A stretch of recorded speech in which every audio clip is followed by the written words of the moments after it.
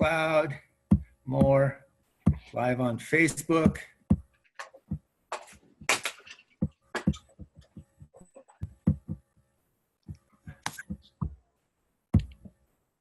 Give me a count. 3, 2, 1.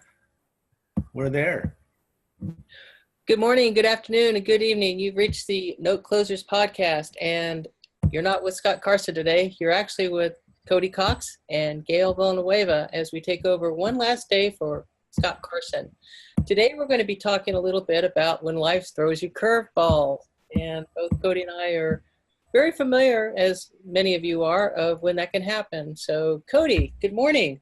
Hey, good morning. It's great to be with this on the podcast. My schedule had been so much that I just couldn't join until today, and I find out that this is like the final one before Scott returns. So I'm really, really pleased to be able to get on this. So talk about throwing curveballs. I guess with your schedule and my schedule, sometimes that happens in real life, and we've got quite a few both personal and professional events that have occurred not only of late, but generally in life that definitely prove that sometimes you have to be, as we used to call it NASA, semper gumby, because if you aren't flexible and adaptable, then both in life and in the note business, it's going to be very difficult. Yeah, I think both those words you use there, flexible and adaptable, are the optimal words because, we go through, from a note perspective, we go through our training, we build our processes, and we have this plan in mind when we enter into purchasing a note, and we kind of get this little vision, and we've heard the term, I don't know, so many times, to begin with the end in mind. And so we know where we'd like to go. But the deal of it is, it doesn't always get that way. It doesn't always follow the path that we'd envisioned from the beginning. So we have to be flexible and adaptable to deal with those changes as they happen. You're right. And I know that you had mentioned when we were talking about this yesterday, getting ready for this podcast, that you've had some recent situations that you might want to share with everyone regarding that need to be flexible and adaptable. Yeah, some of them are really good, and some of them are, are a struggle. One of the ones that are really good is I have this house that we took as an REO in Cleveland, Ohio, and it was one that the people who had owned the house had passed away, and so inevitably it was going to go through the foreclosure process because nobody in the family or whatever stepped up to try and stop it or claim it or whatever. I also had been referred over to a potential rehabber that was close to the house. Nice. He also is a city of Cleveland police officer, so he was able to cruise the house by me every now and then. And it always seemed like somebody was in the house. It always seemed like somebody was living in it, occupied. But we never knew who it really was. And so finally, I had contacted this guy. I told him that I was ready to try and liquidate it, if he could go by and take a look at it, see what it looked like. So he did, and he says, you know what, somebody's still in this house. The lawn is being taken care of. There's a car in the driveway. And so I ordered a property inspection to go out and do a door knock, and found out that the former homeowner, the people that had passed away, their eldest daughter was living in the house. And these folks had bought the house in 1977, so it was part of their family for a long, long time. This particular oldest daughter had lived in the house for a little over a year. She had some major back surgery, so she was just kind of convalescing in the home. And so I sent her a letter, and and says, you know what? I know you're in the house. I've got to do something with it. Can you give me a call? Let's figure out what's the best thing to do for the house. So about 2 weeks later, she gave me a call. And she took a risk because she had no idea what the call was going to be about. And so we started talking about it, and I basically told her, it's not my real interest to try and get them out of the house because they're taking care of it. The house is good, but would they want to buy that house? So she said, well, let me think about it. Let me talk to her husband. She said that anytime it seemed like they were ready to move out of the house, something happened that kept them in the house for a little while longer. And I said, well, maybe you're just supposed to be there. Nice. And so I gave them till this coming Friday, and I kind of think that they're going to end up buying this house from me. I told her we'd carry the paper, we just transfer the title. They wouldn't have to go out for financing or any sort of loan and pay us off. We'll figure that out. And so that looks like it might come together. That looks like a very nice deal that's going to come together. And I know my investor on this particular transaction has been asking me, we're out a year now. We're out a year now. What's going on? So hopefully that's a curveball that I hit. So at least for a single at this particular point in time. But then I have a curveball that I whiffed on. I think it's still not over with, but I bought a note a little over a year ago. It's about 14, 15 months ago in Illinois. And it was a little too family. And I thought that the homeowner, the guy who owned the house, wanted to keep his rental house, but he just basically just gave up on everything. He disappeared. Taxes went delinquent. I had to bring the taxes out from being foreclosed on. There were some code violations, and I finally negotiated with the city in Illinois. They're going to cut the code violations in half. There's a water bill that hadn't been paid for a year and a half. They're going to cut that in half. And so we're finally getting to the point where we can actually record the deed. I can take ownership of it, and I can do whatever I need to liquidate that one. But that one's a little bit of a money pit. That one there is one that basically has cost us a little bit more money than we had budgeted for. But the value's still there. We probably have a little rehab work to go. But I guess maybe instead of whiffing on that one, it was a foul tip. I fouled it off into the right grandstands. So I get another swing. What about you? What sort of things have you got as far as curveballs go? Well, I'm still kind of recovering from a curveball yesterday, although this is more on a personal nature. As you and I were talking, my husband and granddaughter were flying up to Birmingham to see his mom for a week and help her. She had this long honey-do list of things for my husband to take care of. And I track all of our flights on FlightAware. And I keep seeing these delays. And I'm seeing the clouds building, which often happens here in Central Florida this time of year. Well, the long and short of it, what happened was their flight kept getting delayed, to the tune of, we decided to call it. There's a point where you have to just, call it, and move on. Make a decision. Yeah. So and being the daughter of a pilot, I know that you always want the optimum conditions if you can. Yeah. Well, long and short of it, we canceled the flight, and I got a notification at midnight last night that the flight was completely canceled. So they got vouchers, which ended up being a bonus round out of that whole event. But, it just shows that sometimes you have to really look at the signs. In my case, it was building weather up to about 50, 60,000 foot thunderheads that made us go ahead and do a course correction. I think they're going up there next week instead. And it's just like investments too. You have to look at those, what we call, here, probably a lot of people call them alligators in your portfolio, to decide if it's worth trying to recover or just cut your losses and move on. Yeah.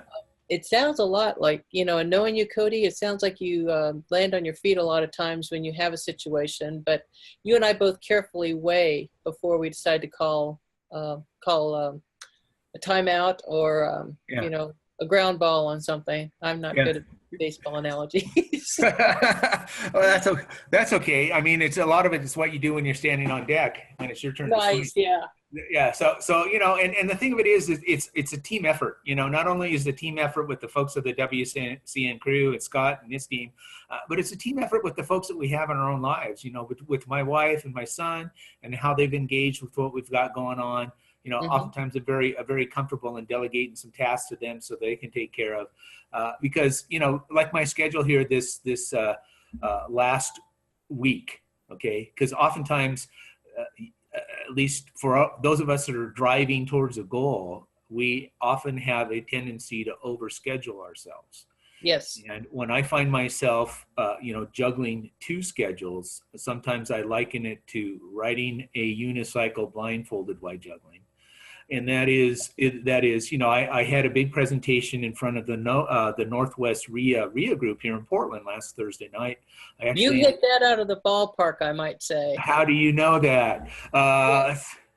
Well, I know you, and I also saw that crowd because you posted photos. Oh So, yeah, yeah. It was packed. We had a good crowd, and I had a lot of people come up afterwards. And I've got some folks emailing me, trying to find a way to either get on my weekly newsletter or get involved from a joint venture status. So mhm. it turned out real good. We had a busy weekend, and then today I am sitting. Well, I left my home, which is a suburb of Portland, Oregon, at 6:45 yesterday morning. Uh, Wow. all the way east to a place called La Grande, Oregon. I got to pass the Idaho potato truck too. I had some pictures on Facebook about that. That's one big russet. And so I did a presentation to a group of realtors yesterday in La Grande, and then drove over here to Baker City. I'm in a little Hmm. town in northeastern Oregon, Baker City. And as I was telling George, this is where the old movie Paint Your Wagon was filmed years and years ago. So it's Wow. up in the mountains in northeast Oregon, and it's just a beautiful day today. When I'm finished with this, I've got to run over and I do my quarterly presentation for the Veterans Advisory Committee. And then I've got another presentation at 1 o'clock here in Baker City. Then I got to try and find a way to get home.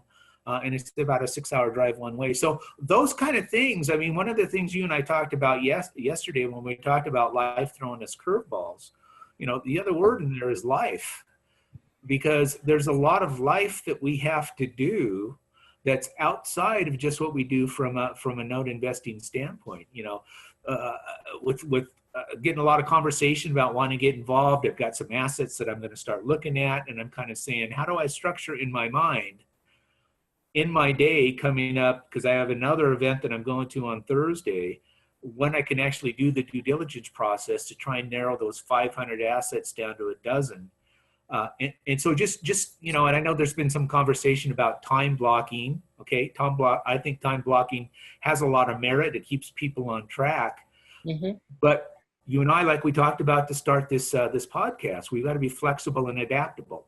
And so sometimes we have to vary outside of what other time block criteria we have to take care of the things that matter. And so I don't know. That's just a little rant I've got going on about this thing called life, is we're trying to develop and trying to get develop our note business and all the other things that go on with just from, like you said, late last night you had to drive to wherever you are to get George and them, and so yeah, those kind of things come up on a daily basis. So we need to be adaptable and flexible in order to accommodate what we're supposed to accommodate.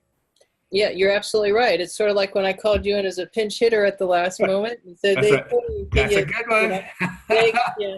But if I can take one for the team, if you have a little bit of trouble doing that due diligence, Yeah. I'm here. Okay. I can help you out with that, Okay. and That figure sounds good. something out. See, that's part of Um, the whole deal, part of the whole crew. Yeah, and that's one of the cool things about our WCN team crew, if you will, is Yeah. that we have a very tight cadre of folks that we personally build relationships with, because this is a relationship business that we can count on and rely on. Because what is that term? I can't ever pronounce it, what Scott calls us. It's not cooperative. It's co-opetition. Yeah. Coopetition, Yeah. yes. Co-opetition. Yeah. So, Because we aren't looking at the same markets. We are not looking with the same asset managers. We don't all have the same criteria.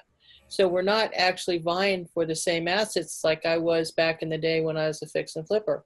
I talk about that like it's ancient history, because yeah. it is ancient history, although I still loved it. Yeah. Yeah. But we do have folks that we can call on and rely. I've called you and asked your opinion on certain things, Oh, yeah. and Sure. Yeah. one day I hope to pay it forward and be able to do that for a new note investor. But you're right. I talked a little bit on one of the podcasts about the work-life balance, because I read somewhere that procrastination is sometimes when we put so much on our plate we don't know where to begin, so Yeah. we don't begin with anything. Yeah. I agree. Sometimes you just have to take that first step. Now, Hmm. I kind of have a theory, and I wasn't able to listen to a lot of the previous podcasts, and I have a little bit of a theory about this work-life balance that you mentioned, because I think it's real and important, but I think it comes in cycles. Okay, so if I don't think the work-life balance can happen simultaneously, I guess is the best way I would say it. Because there's going to be periods in our work where we have to focus on work. And unfortunately, some of the other aspects of life, get deferred for a little bit. But then if we do it right, if we spend the next 60 days going like crazy, putting our head down, trying to buy 10 assets and all the due diligence and all the stuff that goes on with that, getting the joint ventures, doing the wires, getting set up with the servicer and all the things that we have to do, we spend 60 days focusing on that. You would look at that and say that your work-life balance is out of balance. But when you're finished with that 60 days and now you're able to go over to that life part of things and get back in sync with your family and make up some of the promises that you've made for them, that you can get back and we can go to this place. My wife has been talking to me about, we need to go away for about a weekend here. And I'm thinking, yeah, we really do. Her and I need to go away and spend about 3 or 4 days just somewhere off in the wilderness or at the beach or something like that. Just kind of escape the city and escape all this sort of stuff. And we're going to do that. But this week and next week's a different story. I actually have our anniversaries coming up at the end of next week. I don't know if my wife was watching or not, but she probably thought I forgot, but I didn't. And so, a lot of those things are on your mind. That's part of how to deal with the curveball. Right. How to wait for that, try and pick the seams up as it's curving into you. And then, taking a good qualified swing at the pitch, but keeping all these things into account so that, I need to do this, I need to do that, and then kind of set up the priorities in your mind. And of course, priorities shift. And that's going back to what you started the whole thing off, being flexible and being adaptable. And I don't think you could start off a podcast any better than those 2 words. Well, thank you for that, Cody. I appreciate that. Now, I'm going to ask you, do you take a day off a week or do you work 7 days a week? Well, I usually try and take off Saturday afternoon in some fashion, and Sunday afternoon in some fashion, with the exception that that's when I get my emailer out. I try and get that out by 5, 6, 7 o'clock on Sunday evenings. It's now just become part of what we do at our household. I used to take Fridays off as much as I could. But again, the work life part of it with my day job has kind of prohibited that in a lot of ways. Although I do have, some time off that I have to take before the end of this month. So I'm going to take that off a little bit later on. And hopefully that'll be some time that we can my wife and I can sit on the back deck and have hot tea. So that sounds good. That would be again, a good, I value the time. it would be a good time to take that off for your anniversary, possibly? Possibly, yeah. It might be the following weekend, but I'm not quite sure. I have to see how that goes. But it might work that weekend as well. It's, again, it's sitting on the curveball and trying to pick up the seams and, taking a quality swing at the pitch.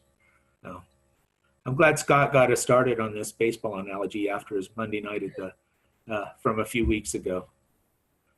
Yeah, because we had to really, let me think of what I could use here.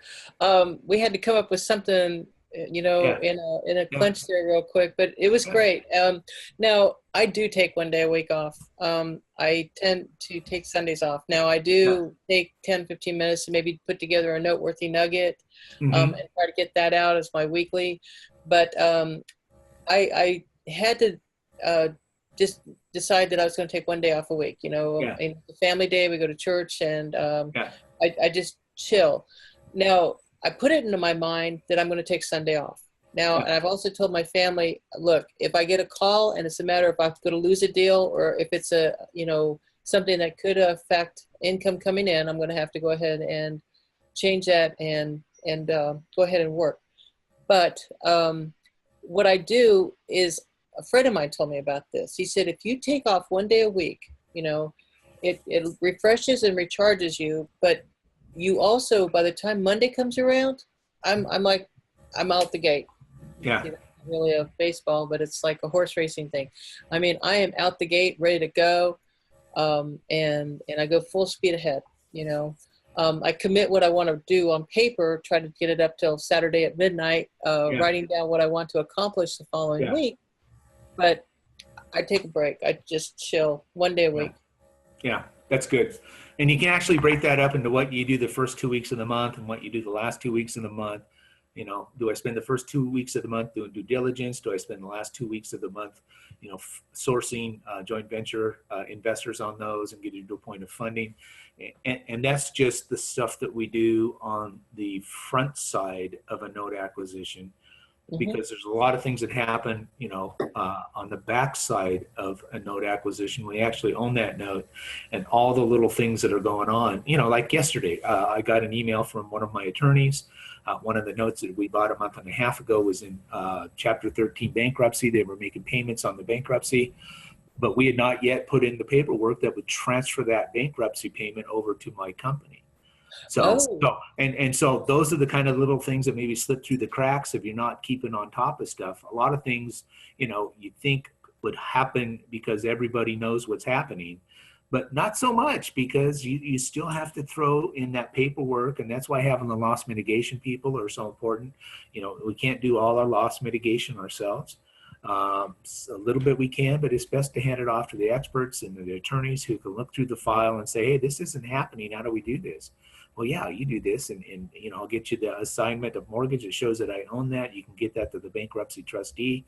And I would think that in this situation, there's probably 2 months of payments that the trustee is holding, waiting to give them to somebody. And so, I'll raise my hand and say they're supposed to come here.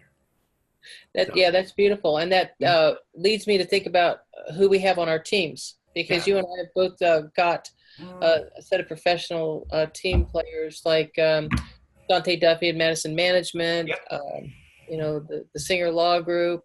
We have, our Pro Title. Those are some, just to name a few, but we rely on experts in the field to go ahead and make sure that they catch those fly balls for us, if you will. That's right. Yeah, they're shagging.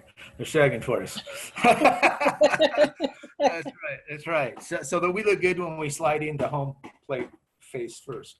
And they're also our cheerleaders too, because they are. Yeah, they are. Actually, baseball doesn't have cheerleaders with it, but so Embry-Riddle did not have a sports team, as you can see. Sorry, my bad. So. That's cool. That's cool. And so what else is going on for you this week? I mean, what are some of the things that you see in your schedule coming up this week that maybe you had to adapt or be flexible with to make sure that they got accomplished? Well, that's funny you said that, Cody, because knowing that George and Milani were flying out to Oregon, they're going to come see you and sure. Your wife. Yeah, no, they're not. Wanda, no, don't worry. I had this whole lineup, of things I was going to go ahead and do. I tend to work and continue to work and not pay attention to what time it is, because I love this business so much. And I was going to work from dawn till the midnight oils, getting ready for Fast Track next week. Also, I had some tapes that I want to do the due diligence on and, get that all marketed and all this other. Well, that kind of changed a little bit on me. So I'm going to have to, revamp. I'll still do the tapes that I want to do. I'll still do the marketing and the reach out. Tuesday through Thursday, I tend to reach out to asset managers and see what's coming down the pike. Yeah. I will be flexible and improvise on that too. Now, what about you? You got I have 2 days of my day job this week. Tomorrow, I have to go back tomorrow morning, and then again on Friday. Thursday, I'm going to the State of Oregon Mortgage Brokers Conference. So, just because part of what I do is the business development for my day job, and, they have their annual conference. And so I'll be going to that, which means I will not be going all the way down to my office on that particular day. So that's a work day, of course, but it'll be something that I'm away from the office. And I like that aspect of it. I like the part, for the longest time, I sold money as a account executive to mortgage brokers. So I'd spend most of the day outside the office. And I like that aspect of it. And I like, one of the things about note investing, it does give you some flexibility that way, that you don't have to spend all your time sitting in front of a computer. If you structure it correctly, you do all that sort of computer work in the morning, and then the afternoon you can be out, raising funds or whatever else you need to do. So raising capital. So it really provides kind of a flexibility. And then if there's something that you want to take care of, like a free concert in the park or some of the other things, you can do that. And looking up ahead this week, I've got those kind of things that have tied me down. I've had one investor want to talk on this Saturday, and so that might be something that we'll end up doing. And so there's just a myriad of things that can grab your time. And I think that's the other thing that when you look at baseball, it's one of the only sports where you don't follow a clock. There's no clock. There's no time clock, if you will. Note investing, I think has some similarities that way. Although there are deadlines and there's things you have to accomplish within certain periods, oftentimes you're not really following the clock per se. So it's I don't know what I'm trying to say there exactly, but it's a matter of just having that type of structure that you can manage the things yourself, rather than having other people manage things for you, which, goes into that D word called discipline. You have to discipline what you're doing. And that's the start of all of this. Right. You're absolutely right with that. One of the things about the note business is it is a flexible industry, but you also have to have that discipline to go ahead. I find that when people get into going from a salary to self-employment, sometimes having that freedom is, it can destroy their business. You, Eric Hyde, Bill Griesemer, you guys, even though you're holding down full-time jobs, even Chris Saveni, you're able to incorporate a very successful note business into this, your life and your lifestyle, and being able to adapt to being able to have lucrative and successful note businesses in addition to that time when you decide to retire. Yeah, I know. Yeah. Well, yeah, and that's the other thing. We're finding ourselves almost right midway through the year. Okay. Yes, already. Yeah, I know. And and that's kind of a point of demarcation. You got to figure out, one, have you accomplished any of the goals that you set out at the beginning of the year? Right. And where do you need to adjust? Is there still time to accomplish those before the end of the year? And then there's some goals that you'd set for the end of the year. Mm-hmm. Am I on track for that? What do I need to do? So oftentimes this mid-year period, is kind of like halftime, although they don't have a halftime in baseball, but it is kind of a halftime to take some time and look over the past years, run the tapes again to see if there's anything you missed or where you went astray or how far you varied off where you intended to go. But understanding that being flexible and being adaptable, can you get back to where you need to go, or do you need to change something? Right. And so, there's a time mid-year, which is a time of reflection, if you will. And I think every one of us business owners, as we're trying to ramp up a business, need to understand that, you've got to go back and you've got to look not only at the books, but you've got to look at the tapes to find out, tapes in the manner of videotapes, if you will. What have I done the past 6 months? What do I need to do the next 6 months to accomplish any of the things that I've set out for by the end of next year? So yeah, it's middle of the year already. What do you think of that? Well, I do the same thing. Actually, I do it on a monthly basis. I try to revisit what I'm doing to see, if I'm on track, if I need to adjust anything, where I've gone with my profit and loss statements and that. But yeah, this year has whizzed by. When I sit there and think about last year, when I was, full on still doing the fix and flip, buy and hold scenario, and then take it, that's a good example of that. I took a step back and said, well, wait a second. I'm struggling here to find inventory. I was listening to, I had a mentor in real estate, and he was basically saying, no, the deals are out there. The deals are out there. And I'm like, well, then why are the only deals you're finding are with your students? Which, if you're looking for a mentor, there's also criteria you should do when you're scrutinizing that. It's sort of like when they recruit people for a baseball team, Yeah. It's best not to have a mentor that you may be in competition with. Yeah. Yeah. I agree with that. Yeah. Yeah. Yeah. Well, when you're in a small area, sometimes, it happens, but that's not always the best idea. Yeah. Now, did you look at performing notes before you got into non-performers? No, I didn't. Okay. I didn't. I've done a couple performing notes, but really when I got started is I bought just some non-performers in my IRA. I'd been talking to a lot of various educators just to talk to them. And I had one guy that you might know, Mike Rasica. Mike's a good guy. He's in the second mortgage realm, and him and I had talked quite a bit. And we were talking about getting joint venture partners, and I was kind of asking him what's a way to do that when I'm so new in the business. And he says, well, really what they're going to want to do is see what you've done. Right. And so what you're going to have to do is you're going to have to go out and do some things on your own, no matter what the level is, no matter what the dollar amount is, and show them that you're successful in it. And so I went out and I did 3 deals just in my IRA. Well, 2 of them worked out where I made a good profit on it. The third one, I actually joint ventured with some other guys, and I got all my money back, but that was it. So, and that taught me an important lesson. I think everything that we do teaches us a lesson, and we just need to make sure that we log it in. You know, a couple of weeks ago, I sent out my Sunday evening email there, and I talked about audit. And, I would think that somebody says when I'm talking about an audit, they're talking about an IRS audit. But really what I was talking about was a self-audit.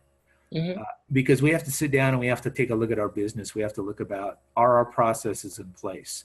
Do I have all my expenses accounted for and associated with the right asset? Because we're not blending anything. We're not commingling those kind of things. We got to keep that all separate and distinct. And one of the things I have got to get better at, and that is communicating and reporting with my joint venture investors. As in my situation, and it's not an excuse, but there's a lot of moving parts going on, and so that is something I've just got to get better on. And so I've listened to some of the other folks about how they prepare a quarterly statement, and so here we are running to the end of this quarter. And so part of that self-audit is how can I prepare something to give to my joint venture investors that will tell them exactly where they're at on their investment. And so that's all part of it. It's all being flexible, adaptable, and changing what you need to change within your own business. Even though it might be okay, there's always better. So, yeah. And building the systems and processes is something that I think that we all work on, because there's always something good to help us, as far as in the toolbox or the batting box or not the batting box, but that's not a good. I'm trying, can't get those in there. But that would be the dugout. We'd have to. The dugout. We've got all the accommodations in the dugout. Yeah. Got the accommodations in the dugout, but you have to look at ways to streamline the business and to make it successful and have that follow up with your investors and have that. So. Yeah. It's great. That's good. So, yeah, and after all, we all end up being our own umpires, right? Calls it as I sees it. You did good, yeah. And it's always good to have those coaches on our side too, you know. And you and I both have, I think, the best. He's probably flying somewhere right now, but I can't say enough about Scott Carson. And Stephanie. Stephanie has been an amazing attribute to helping me get my business up and running and, show me the ropes. I think they'll probably sleep for about 24 hours when they get here, just trying to catch up with the jet lag. But is Scott doing this tomorrow, you think? Or is there going to have a day off or what is today? Today's just Tuesday, right?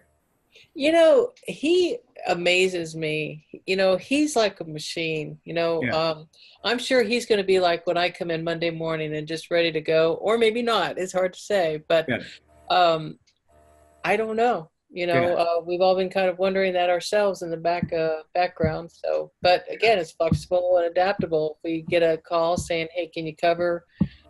We're here. That's what I love about being a part of the WCN crew and the mastermind, is the fact that we all want to see each other succeed, because we know that if we all succeed or one of us succeeds, we all succeed. Yeah, it's exactly right. I had an old boss years ago, back when I worked in the savings and loan industry. And one of his little sayings was, all boats rise with the tide. And so I think it's important for us to realize that if, somebody out in Wisconsin's doing well, then somebody down in Florida is doing well, and then somebody in in Arizona is doing well, and we're all doing well. And it's just a matter of making sure that we're all pitching in together in that spirit of competition, that we're flexible and adaptable to help each other out.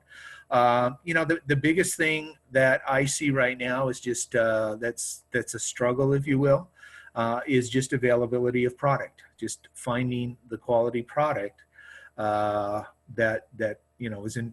And I always like to use the term investment quality because there's a lot of stuff out there that you can buy, but is it investment quality, especially if I'm using investor money? And so, oftentimes I get a little chastised because there's folks that want to work with me and I haven't been able to get something to them. Well, it's because I'm protecting you in a lot of ways.